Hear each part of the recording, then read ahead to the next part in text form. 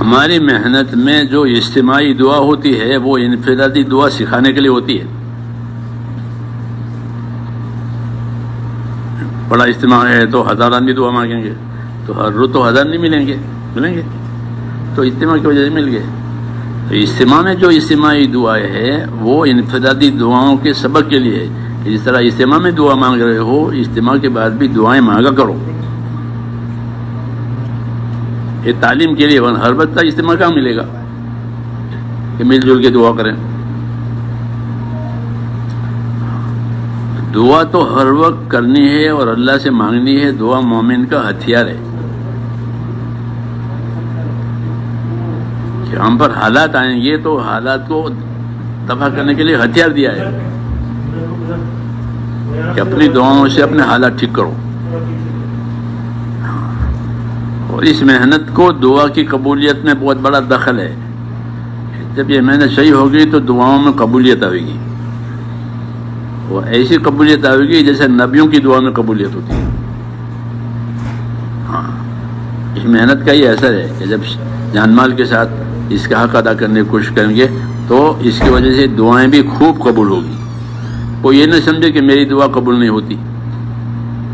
منع ہے ایسا سمجھنا. سب کی دعا قبول ہوتی ہے. سمجھنا ہی نہیں ہر ایمان والے کی، چاہے کتنے گنہگار ہو. اللہ نے حکم دیا ہے کہ مجھ سے دعا مانگو میں قبول کروں گا. تو یہ بات سب کے لیے ہے، گنہگار ہو پرہیزگار ہو. مجھ سے دعا مانگو میں قبول کروں گا. تو یہ سب کے لیے. اسے یہ نہیں سمجھنا چاہیے کہ ہماری کیا دعا نہیں. سب ہر ایمان والے کی دعا قبول ہوتی ہے. لیکن دعا میں جلدی نہ کرے. ایک دو دفعہ دعا مانگے، ٹرائی کر کے تجربہ نہیں ہوتے چھوڑ دیا. یہ منع ہے کہ دعا حاجت بھی ہے عبادت بھی ہے. دعا ہماری حاجت بھی ہے اور عبادت بھی ہے. کہ دعا مانگنے سے ثواب بھی ملے گا کیونکہ وہ عبادت ہے. کیونکہ غیر خدا سے دعا نہیں مانگ سکتے. اللہ سے ہی دعا مانگی جائے گی اور کسی اور سے مانگے تو شرک ہے. اس لیے دعا ہماری حاجت بھی ہے اور ہماری عبادت بھی ہے. اس کو لوگ سمجھتے نہیں ہیں، اس لیے ایک دو دفعہ مانگے پھر چھوڑ دیا کہ اللہ نے قبول تو کیا نہیں. اللہ نے ایسا کہ حالانکہ منع ہے کہ ایسا نہ کہو کہ اللہ نے قبول نہیں کیا. تم کو کس نے بتایا کہ اللہ نے قبول نہیں کیا؟ کس نے بتایا؟ پھر کیسے کہہ دیا کہ مومن کی دعا قبول ہوتی ہے جب تک یوں نہ کہے کہ میری دعا قبول نہیں ہوئی. سمجھ میں یہ بات؟ اس لیے بھائی دعا مانگنے کا اہتمام کریں. تنہائیوں میں بھی مانگے، فرائض کے بعد میں پچھلی راتوں کو مانگے. اس دور میں اس زمانے میں ان حالات میں دعاؤں کی بہت ضرورت ہے. دعا اور صدقہ یہ بلاؤں کو آنے نہیں دیتا. دعا سے بھی بلا دور ہوتی ہے، صدقے سے بھی بلا دور ہوتی ہے. یہ ہمارے اسباب ہیں اللہ سے لینے کے لیے. اللہم صلی علی سیدنا محمد النبی الامی وعلی آلہ وصحبہ اجمعین. ربنا ظلمنا انفسنا وان لم تغفر لنا وترحمنا لنكونن من الخاسرین. ربنا اننا آمنا فاغفر لنا ذنوبنا وقنا عذاب النار.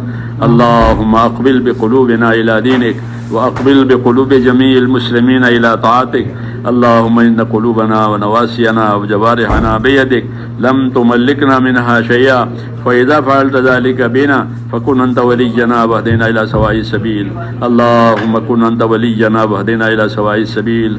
اللهم كن انت ولينا واهدنا الى سواء السبيل. اے اللہ ہماری مغفرت فرما، اس مجمع کی مغفرت فرما، اس مجمع کی مغفرت فرما. یہ مجمع جہاں جہاں چلا جائے ان کی بھی مغفرت فرما. اور اے اللہ پوری امت کی پوری مغفرت فرما. امت کی صلاحیتوں کو دین پر لگا دے. اے اللہ امت کی صلاحیتوں کو دین پر لگا دے. امت کی صلاحیتوں کو برباد ہونے سے بچا لے. امت کے مالوں کی، جانوں کی، ابرو کی، دین ایمان کی یا اللہ ہر جگہ حفاظت فرما لے، ہر وقت حفاظت فرما لے. ہر خیر سے ہم کو اور پوری امت کو مالا مال فرما. ہر شر سے، ہر فتنے سے، ہر بلا سے، ہر بیماری سے ہماری اور پوری امت کی پوری حفاظت فرما۔ جس کام کے لیے اللہ اپنے اس امت کو پیدا فرمایا ہے پوری امت کو اس کام کی طرف متوجہ فرما اور امت کی صلاحیتوں کو دین پر لگا دے اور دین کو اور اس محنت کی کرنے والوں کی بھرپور تائید اور مدد فرما، آسانیاں پیدا فرما۔ جتنی رکاوٹیں ہیں یا اللہ وہ رکاوٹوں کو دور فرما، جتنی جائز ضرورتیں ہماری اٹکی ہوئی ہے اے مولا اپنے کرم سے ان ضرورتوں کو پورا فرما دے، اس میں برکت عطا فرما دے، اس میں خیر مقدر فرما دے۔ جتنے خیر حضور صلی اللہ علیہ وسلم نے مانگی ہے ہم کو بھی وہ خیر عطا فرما دے، اور جن شرور سے پناہ چاہیے ان تمام شرور سے ہمیں بھی اپنی پناہ میں لے لے۔ جن دوستوں بھائیوں نے دعاؤں کے لیے کہا لکھا ہے یا اللہ ان کی جائز مرادیں پوری فرما، ان کی پریشانیاں دشواریوں میں آسانی فرما، ان کے امور میں برکت عطا فرما۔